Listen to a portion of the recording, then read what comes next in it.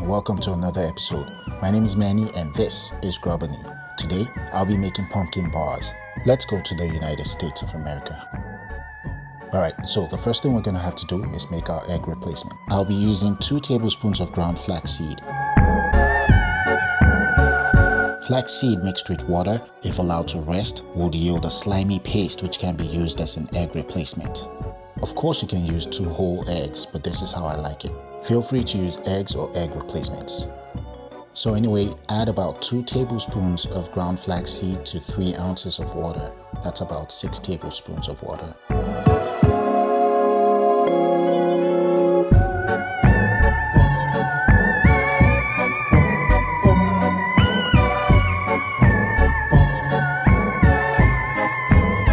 Give it a good mix and let it rest for about 10 minutes.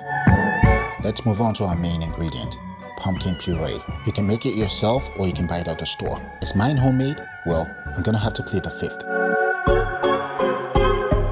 Add 30 ounces of pumpkin puree to a bowl. That's about 2 cans. Next, add 2 cups of almond flour. I'm only showing 1 cup here, but I later adjusted it to 2 cups down the line.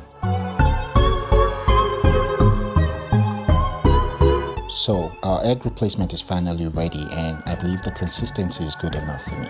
Remember, you can also use 2 eggs if you wish. Add your soaked flax seeds to the bowl. Next, add half a teaspoon of baking soda.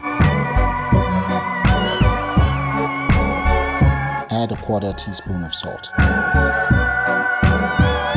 Add 1 tablespoon of pumpkin pie spice. Whew, that was a tongue twister. Add a tablespoon of ground cinnamon. Add 1 cup of maple syrup.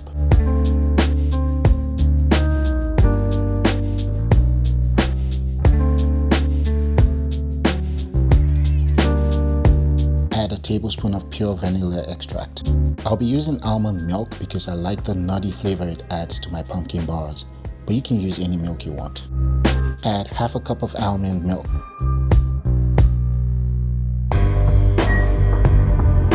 Optionally, you can add some chopped walnuts.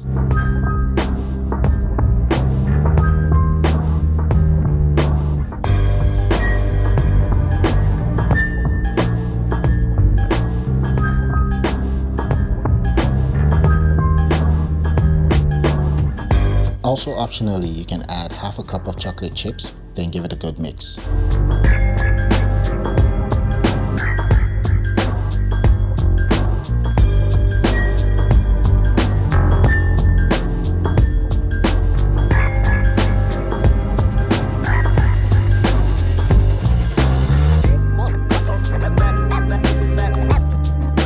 We're going to be greasing a baking dish with some coconut oil.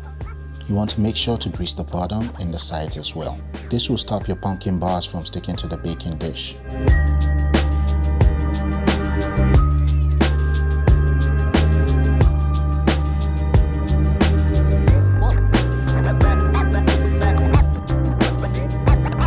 Add the batter to the baking dish and remember to spread it out with the flat side of the spatula.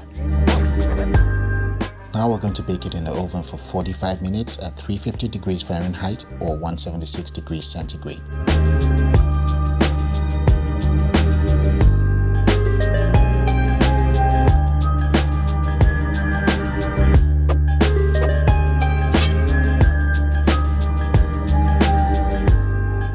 So it's been 45 minutes and it smells like I'm in pumpkin heaven.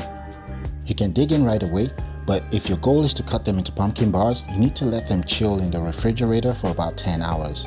That way it'll solidify some more and be easier to cut into bars without it falling apart. Cut them into bars and serve. Trust me, these bars are best eaten cold. The difference between cold and hot bars is like night and day.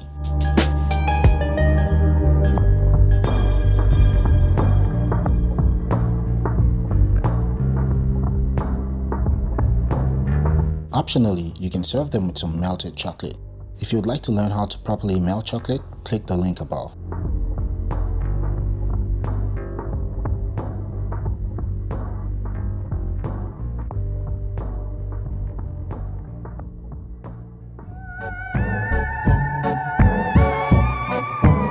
You can also serve them plain. Personally, I like them this way.